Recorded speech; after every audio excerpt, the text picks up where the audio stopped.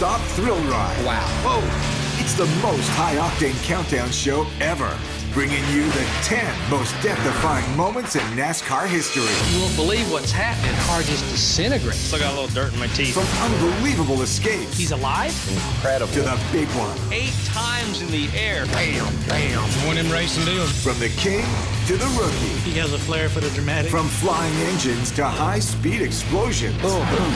All I see are pieces. From arcade-style escapes. It looked like a video game. That was a video game. To miraculous saves. His head's beat on, bloody, and his eyes hurt a little bit. But only one can be number one. Holy cow! This is more than just a race to the finish line. I've never seen anything like that in my life. It's a journey through time. A little bit of a wreck. Buckle up and hang on. It's the 10 closest calls in NASCAR history. Number 10. Trouble off trouble for Newman slams the wall. The man comes Schrader, and Newman is in the air and over. Brian Newman, last year's Rookie of the Year, on the rear end ripped from the car. For some reason, Ryan has this thing about being upside down and flipping. That was a point in time where restrictor plate tracks were simply not good to Mr. Newman. If he doesn't have bad luck, he doesn't have any luck. Nothing but poor luck at Daytona and Talladega. When he first started his Cup career, he had 2 or 3 of those incidents that I'm sure he would just as soon forget. It's always spectacular when cars get in the air. Just coming off of 3 there, I know we were 3 wide, and I don't know if my car washed up or what, but I felt the car get light. To see him tumbling 8 times in the air. I don't think I've ever seen a car come apart as much as his car came apart. After the first 2 or 3 flips, it should be over with, and then you just keep flipping and flipping and flipping. The car went one way, the rear end went another way. Wheel assemblies, springs. His car's flying into a million pieces. A lot of pieces not attached to that car anymore, the way I remember it. Still got a little dirt in my teeth. And in your ears, but yeah. You're good for the wear here. When you're out of that control, you feel helpless, and you just have to ride it out. I'm just glad that I'm up in the television booth and not down there strapped in one of those stupid things. I just remember thinking, I hope everything inside that car is where it's supposed to be. Daryl, this is a predicament trying to get unhooked out of that car upside down. The scariest part of the whole ride was the end of it, because I couldn't get out of the race car. Being stuck in a car, not knowing if it was going to burst into flames, catch on fire, if I had a fuel leak, or something was going to happen. It was pretty dramatic, but Ryan being an open wheel guy, he's kind of used to it. He popped right out. Number 9.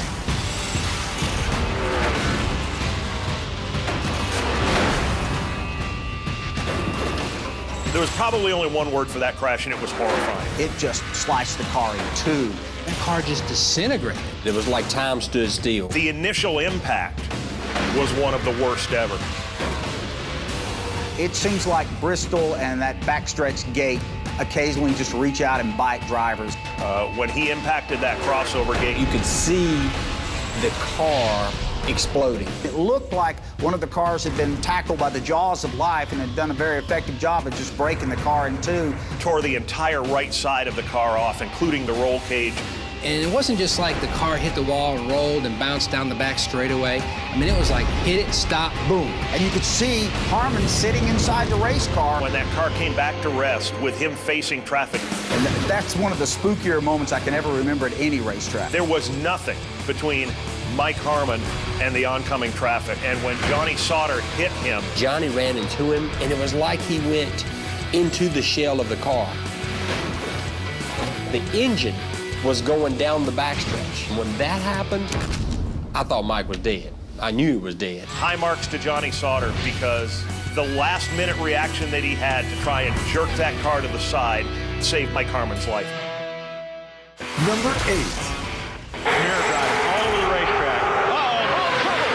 Elliott Sadler over once and a half and on his roof. Now the car tumbling hard onto the pavement in turn 3. Caution is out. To see your brother barrel roll, 8-10 times down the back straightaway at Talladega is not a comforting feeling whatsoever. Elliott got out of that thing okay, and we actually talked to him for a while afterwards about the wreck, and he said it was just the most surreal experience, because once you get up in the air, all of a sudden, all this noise and all this energy just goes away. Asking Elliott afterwards, what was it like? He said, Jeff, you know how you play football and somebody hits you and you knock the breath out of you? I said, yeah, man. He said, can you imagine it happened 3 times to you? The way he described Getting the air knocked out of him made me hurt. When I walked into the infield care center, when I saw him arguing with the nurse and the doctor in the care center about the fact that he did not want an IV because he was scared of needles, I knew he was okay. Junior, where his father won 10 times. Oh, we got a car sideways in the trail. The checker is out and somebody upside down. Elliott Sadler Again. lands on his wheels. At Talladega, the funny thing about Elliott's second big wreck there was A, the fact that he landed on all 4 wheels. And when does that ever happen in NASCAR? I saw a car gets, turned sideways and looked and upside down and flipping up in the air, and I was on the racetrack and I drove right underneath him.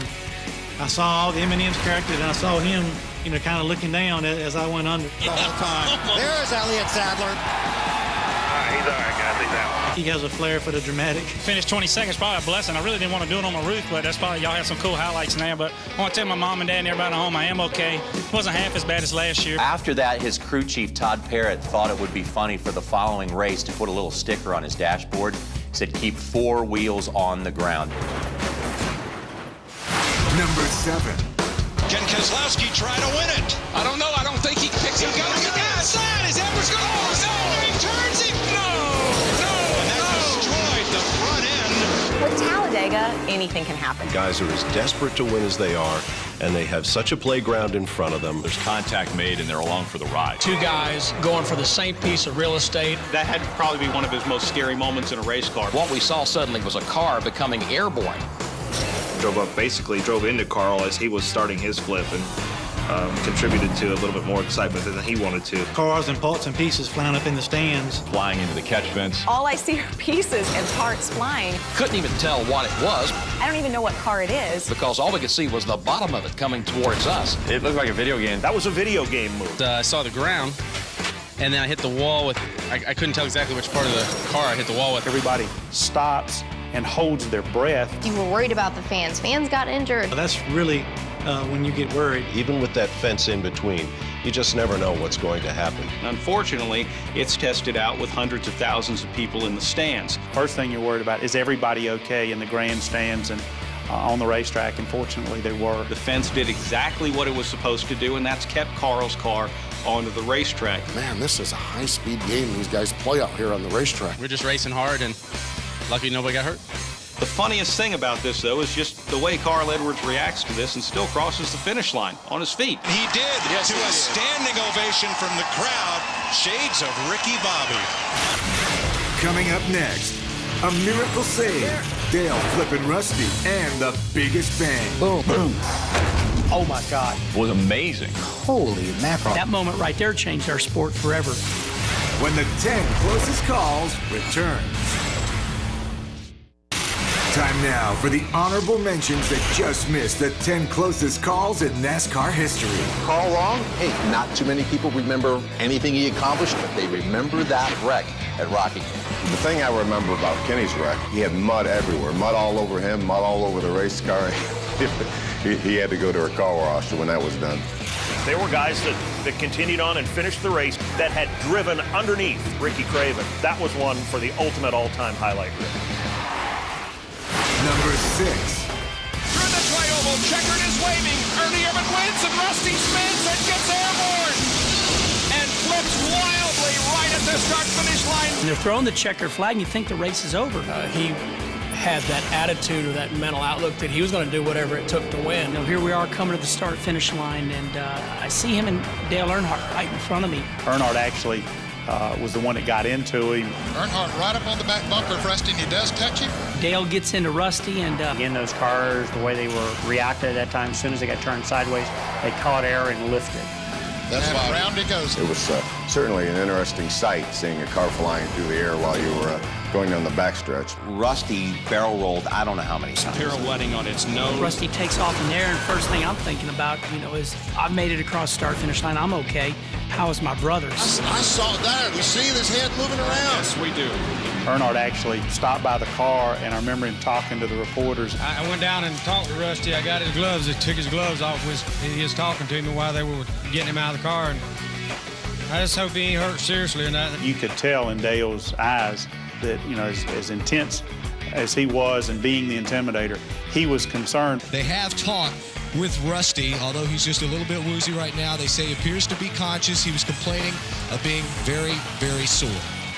One of them racing deals. I was trying to get under him, and he cut down, and I'd already had my momentum up. Number 5. Whoa, whoa, guys, whoa, whoa. Oh, no. Oh, my gosh. Michael McDowell brings by the 00. Boom, boom. Everybody was focused on him. It was a qualifying run. Oh, my God. I mean, it was like a bomb went off. Gets a little bit loose, corrects it, and goes right into the wall. You'd have to go a long way to find a car that crashed that bad and that hard and tumbled that much. Just waiting for either the car to come apart or to hit something. He hit the wall and just kept tumbling and tumbling and tumbling. It was literally ejecting parts out of that race car. When you're on the infield and you see a car that high, I know what I'm thinking. There's no way this guy is going to walk out of this car. There's no way this guy's going to crawl out of this race car. The car comes to a stop. You know, I mean, it's silent on our broadcast. it was quiet. We were kind of speechless. And then to see him climb out of the car on his own power. Michael McDowell gets out of the car and just walks to the ambulance. Who would have thought that? When he got out of the car, it sounded like there were 1 million people there that day. Holy mackerel. It was amazing. I think he was as shocked as anybody that there wasn't a scratch on him. I'm just extremely thankful to be standing here and being able to race today. It was just kind of an overload for your mind to kind of wrap around. And now later, he acted all macho. He was a little sore and shaken up. He became famous. We had to fly him off to New York. He ended up being on all the TV shows. Nobody had ever heard necessarily the name Michael McDowell, and he's doing, Ellen or Letterman or these shows talking about, walking away from that wreck. It was tremendous to be able to watch it. It was a single car wreck. All cameras were on him. We didn't miss a thing. Reminding us once again that this is a very dangerous way to make a living. Number 4. It was Bobby Isaac, but there's been a crash on the home stretch. A car upside down. A new car, it is Richard Petty. That remains one of the worst crashes I think you ever see. It's one of those wrecks that you want to go like that. He comes down to the inside of the track, slams into that concrete wall. He hit that inside guardrail so hard. This could be a very bad accident to one of the best-known race drivers in the world. Richard came out of that corner and lost the car and hit the wall, and it was airborne. And car flips, but he comes out of the car. Flipping 3 or 4 times with Richard hanging halfway out the window. There was no net in the window at that time. His arm ended up hanging out the window. His arm partly comes out. Hopefully that's all that's going to come out of the car. When that car landed there, Do you think he's dead? That's one you look at and you go, he is not going to walk away. But what is Richard's condition, could you tell? His head's beat on, bloody, and his eyes hurt a little bit. He'll be all right, though. He's alive? it wasn't quite as bad as it seemed. Some of the impacts that look like are nothing or big, and some of the impacts that look big or nothing. All he had was a broken collarbone. Impacts were at such sharp angles and at such high speed. That was one of those accidents. That moment right there changed our sport forever. That's what led to the safety nets. My grandmother made a window net for my father's car, and a little bit later, then NASCAR started to mandate them.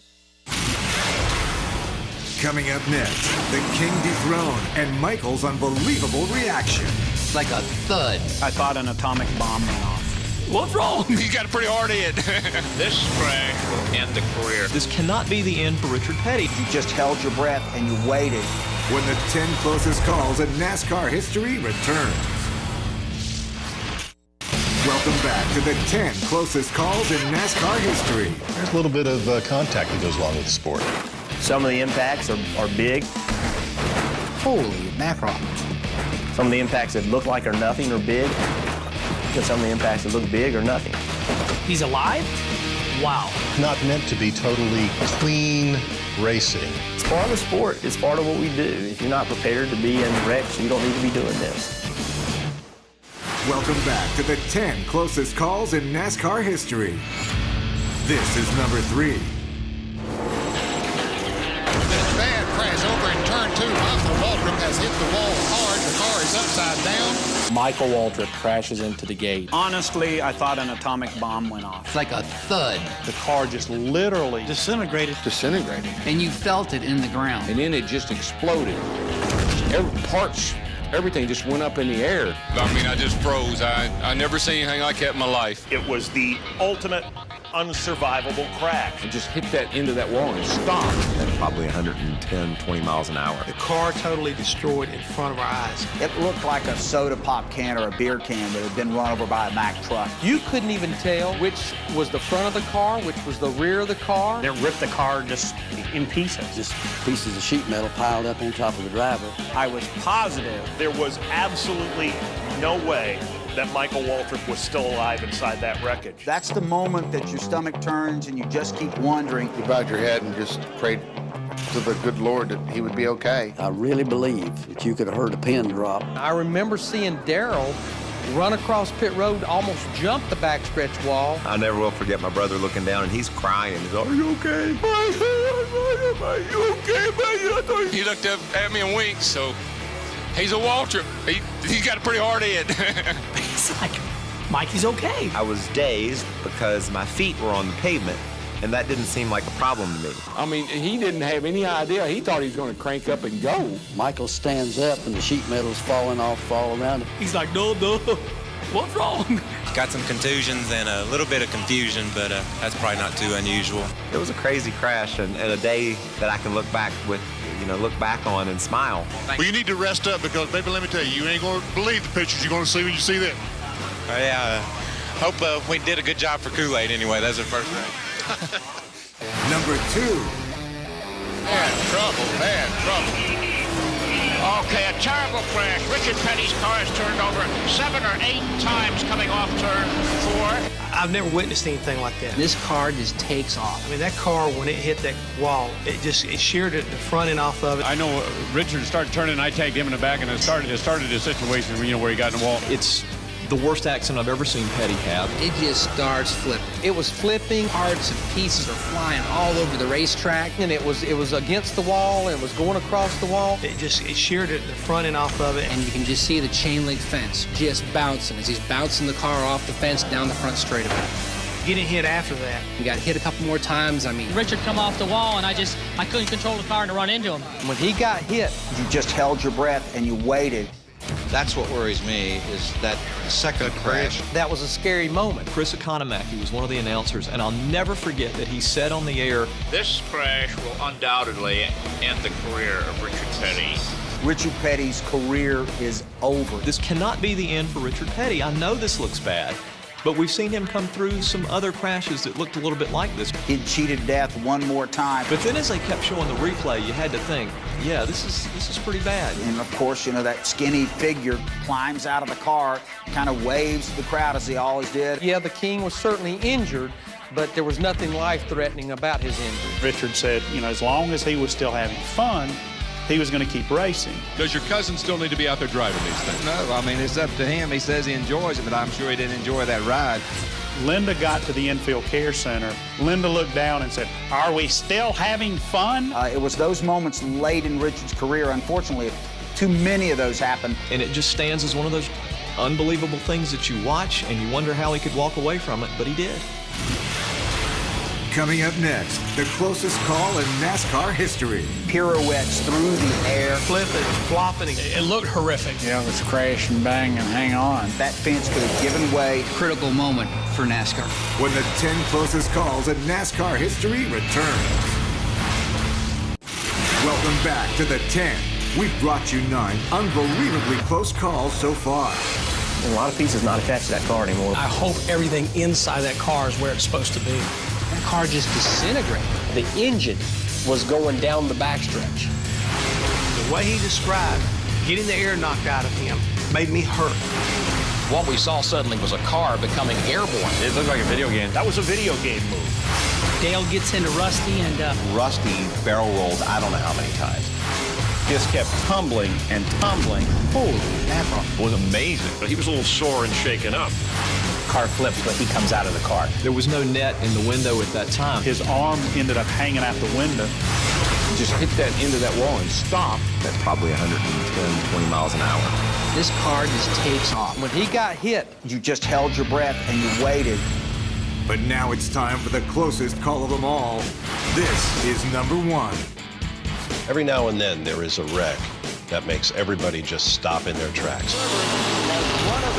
Oh, we have a problem. Bobby Allison with a horrible crash here on the front stretch. It has torn out a complete section of protective railing. In '87, we didn't have roof flaps yet. All 42 or 43 cars had qualified 200 miles an hour. We didn't have any safety devices that actually kept the cars on the ground. My engine blew up, and a big piece of my engine went under the car. That car exploded. The wind got the car and lifted it up. We have a problem. A hush came over the entire sport. There was this horror in your mind of what could happen. From there on, it was crash and bang and hang on. Pirouettes through the air, Flipping and flopping and chopping down the fence along the front stretch of Talladega. Well, I knew I hit the fence, and yeah, I recall that quite well. the car just took off and went up in the grandstand. It looked horrific. All I saw was a big cloud of dust and smoke on the front straightaway. Pieces of fence, pieces of car go flying, and you knew some of that was going to go up in the grandstands. He did get in the grandstand. He may even get down and get the flag. Harold Kinder never misses a beat. He grabbed that caution flag, and he was waving that caution flag. The car's just flying up underneath him. Suddenly, the whole meaning behind the race goes away. Bobby Allison is moving around in the race car, and that is certainly good news for us, but he has to be quite shaken after a tremendous crash. First thing I'm thinking about is Bobby okay? And then I realized, oh no, everything's flying in the grandstands. Everybody in the grandstand seemed to be okay from my vantage point, but I'm not really sure, Dick. That was one of the scariest moments I had witnessed in racing. At any second, that fence could have given way. Had the catch fence not worked the way it ultimately worked, You shudder to think about what would have happened. There were people in the sport, in the garage, that said that could have ended NASCAR as we know it. Fortunately, the fence held up. The car comes back down on the track. I'm okay. Very thankful to the good Lord that I'm not hurt, and I hope nobody else down there is hurt too bad. That was a very, very close, critical moment for NASCAR right there. That was the moment that brought the restrictor plate. The restrictor plate has changed our sport and it's given us some of the most exciting racing that we've seen over the years. Bad trouble, bad trouble. Okay, a terrible crash. Newman slams the wall. And on his roof. Oh, we have a problem. He goes to the outside. His Edwards going